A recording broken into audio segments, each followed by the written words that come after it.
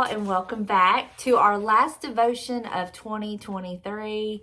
I'm going to resume in the new year, but I just want to, first of all, thank y'all for making 2023 this amazing year. I had no idea that this channel was going to get started in 2023, and it all started with my passion of thrifting, and the Lord turned it into this, and I love it. I love this channel. I love this community, and I'm so thankful for it, and I am excited for 2024. He just keeps putting these new devotions in front of me, and they just keep getting better and better, and I'm so excited for 2024.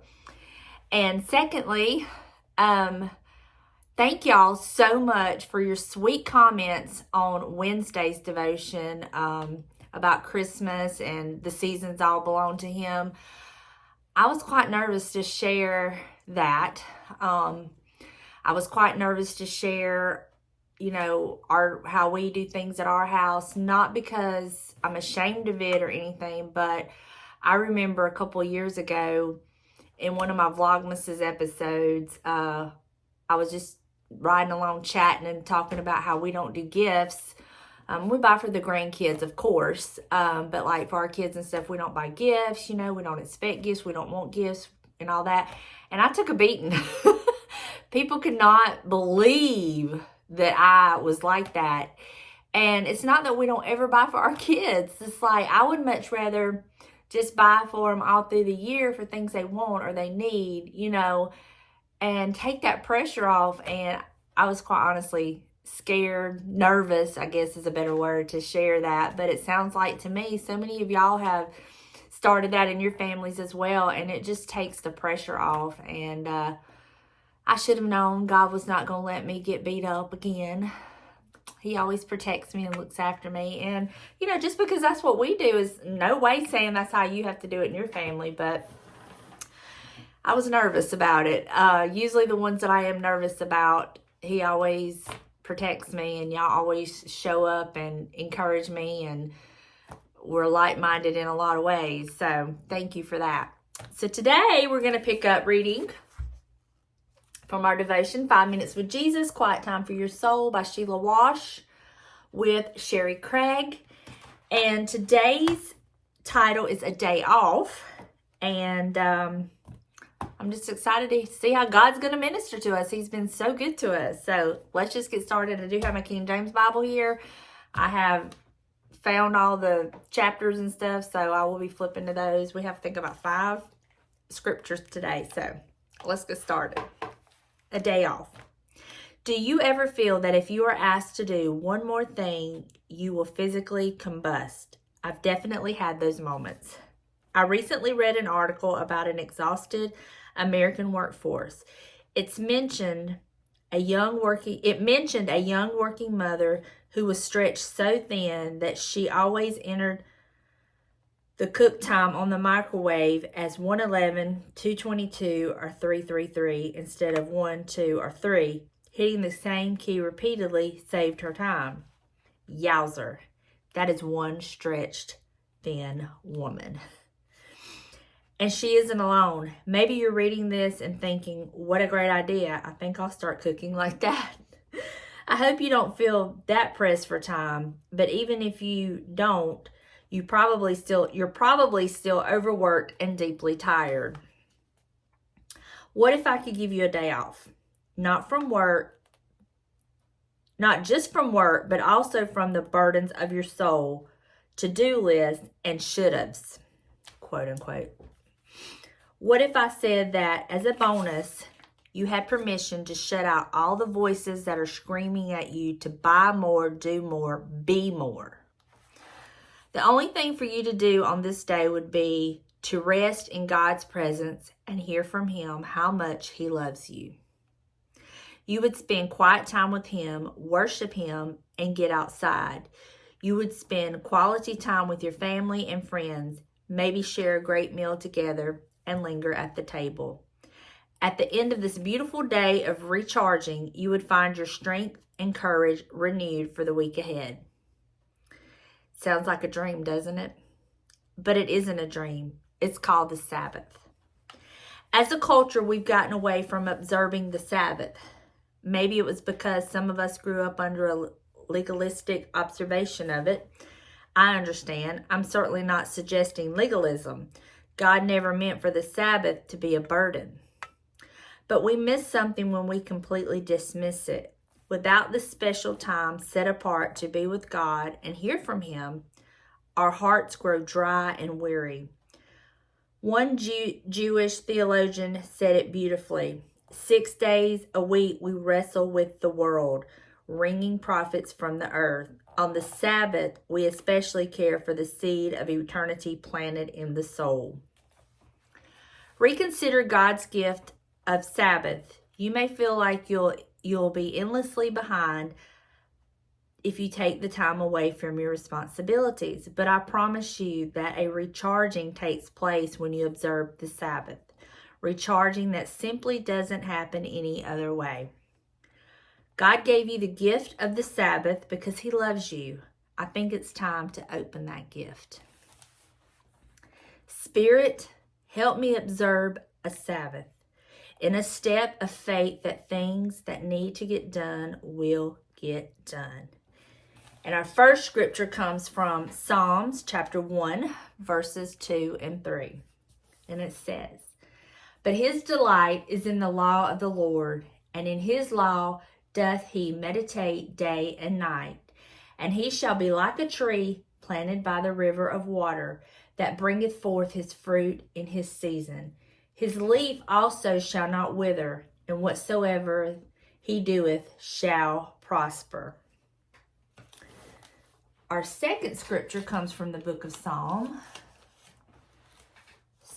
chapter 127, verse 2. And it says, "It is vain." Vain in this text means useless. So it is useless for you to rise up early, to sit up late, to eat the bread of sorrow, for so he giveth his beloved sheep. Our third scripture comes from the book of Deuteronomy, chapter 5 and verse 12. And it says, "Keep the Sabbath day to sanctify it, as the Lord thy God hath commanded thee." Psalm 62, verses 5 through 8 says, "My soul wait thou only upon God, for my expectation is from him. He only is my rock and my salvation. He is my defense. I shall not be moved. In God is my salvation and my glory. The rock of my strength and my refuge is in God. Trust in him at all times, ye people. Pour out your heart before him. God is a refuge for us. Selah." And then our last scripture comes from the book of Luke, chapter 12, and verse 15. And it says, and remember the red parts, it's Jesus talking. And it says, "And he said unto them, Take heed and beware of covetousness." Covetousness in this text means stinginess. "For a man's life consisteth not in the abundance of the things which he possesseth." Well, this has stepped on my toes. I'm just going to put it out there and be real. I find myself not resting on the Sabbath. I find myself feeling like it has to get done. It has to get done. Things have to get done. And I don't take that time to rest. And yeah, this really stepped all over my toes. And it makes so much sense. You know, he formed the earth and everything in it. The galaxies, he formed everything in 6 days. And on the 7th day, he rested. Why do we think we don't need that 7th day to rest? And I understand we're in a time where, some people have to work on Sundays. I get that. For me, I consider Sunday to be the Sabbath. It may be different for other people. And I get that there's times you have to work. And the Lord understands that. I mean, He understands if your ox is in the ditch, you got to get it out. But I think that it is so important that we do take time to rest our bodies, to spend time with Him, to meditate on Him in the Word. And if you have to work on a Sunday and you're not able to take that day, maybe you can take your next day off and just spend the time with the Lord. Life has just gotten so busy, but it goes along with, it's like, what did the Lord say? Let me get back to it. For a man's life consisteth not in the abundance of things. And I feel like that's where we're at. It's like more, we have plenty, but we want more. We're not satisfied with, we got a little bit, but it'd be better with more, And I think that's kind of the overall consensus of the world. Rich people are not happy with what they have. They want more money, And it's wearing us out. It's wearing us out. And we get physically fatigued. And when we get physically fatigued, our spirit man, our soul, we get spiritually fatigued. And I'm going to tell you, that's when it is so much easier for the devil to come in. Why do you think everybody's so busy? All of this is not by accident. It's all designed by the enemy to make us feel like we have to work more, to have more, to get more. It's a vicious cycle, and we're like a hamster on a wheel. And we're getting nowhere except exhausted. And if he can wear us down physically, mentally, we're a prime candidate. He can zoom in on us and we're the perfect target. And it's all by His design. And that's why God designed, His perfect design was for us to have a day of rest. And I personally am so guilty of not resting. I've said this before, maybe on my main channel, but I have trouble making myself rest because I feel like if I rest or take it easy, take a day off to just do absolutely nothing, I feel guilty. Guilty. James doesn't make me feel guilty. Everything's taken care of in the home. I mean, it's not like we have little ones or anything. There's no reason why I can't take a day to just do nothing. It's me that makes myself feel guilty. And why do I think that's happening? Because the devil can wear me out physically, then it's going to wear on me mentally. And if I get so wore out physically and mentally, then I'm going to be wore out spiritually. I'm not going to want to pick up my Bible and read. I'm not going to want to pray. I'm just going to be too tired. Well, hello. I'm the perfect target for his attack. And I'm so glad to have read this because, like I said, it stepped on my toes. It may not do anything for y'all, but it stepped on my toes. And I've already kind of been thinking about this a little bit, and it's so just like God to kind of like give me scripture and word and just kind of, okay, Donna, what you're feeling and what you're thinking is really from God, that I do need to start taking some time to just do nothing. I do need to start having that time where I can just rest in my body, in my mind, in my spirit, that I can just lay in his arms, love on him, let him rejuvenate me, so I am more geared up and ready for battle. And I thank God for letting me know this. And it's okay to have a day of rest. It's okay, Donna, to stop. It's okay to rest. It's okay to do nothing. It does not mean you're lazy. It does not mean you're sorry, good for nothing. It doesn't mean that you don't care about your family or your home. It's because I care about my family and my home that I want to be the best that I can be. Well, I'm no good to anybody if I don't take care of myself. I can't take care of anybody or anything. You know what I mean?